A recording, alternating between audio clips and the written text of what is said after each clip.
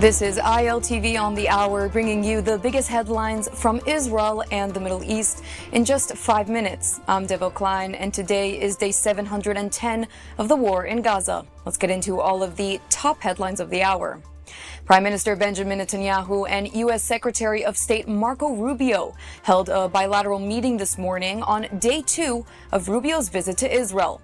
The meeting was following the Doha fallout and addressed the direction of the Gaza war.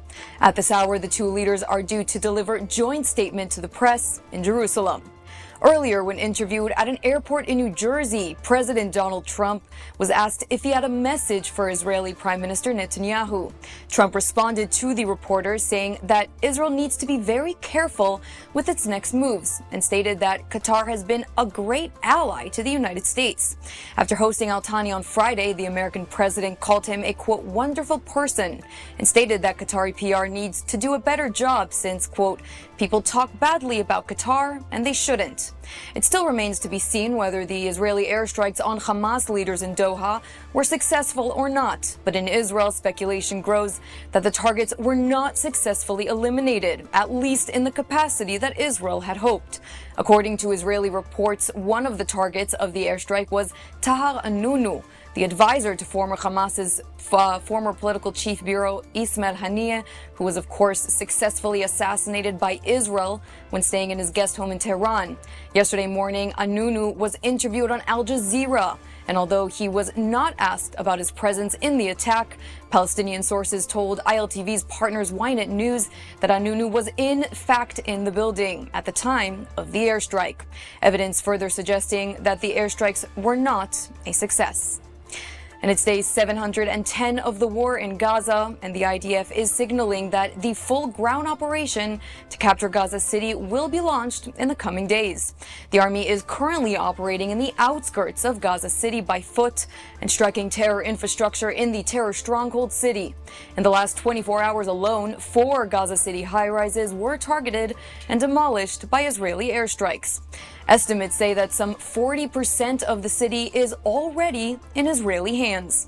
Israeli security officials are estimating that now 300,000 Gazans have already evacuated Gaza City, as instructed by the IDF. Footage shows thousands of Gazans evacuating south to the Mawasi area that's near the coast, where designated humanitarian zones are ready to receive the displaced. But the IDF is also operating elsewhere in the enclave. In Beit Hanun, the IDF is eliminating remnants of the Hamas Beit Hanun battalion's terrorists. An intense ground operation in Beit Hanun reportedly killed about a dozen Hamas operatives that were hiding in tunnels.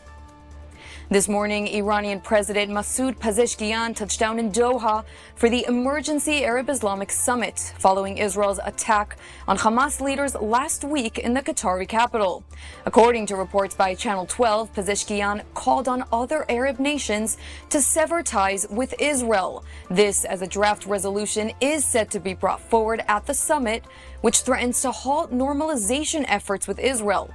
The draft goes beyond condemnations for the Doha strike. It also accuses Israel of committing genocide, ethnic cleansing, and starvation.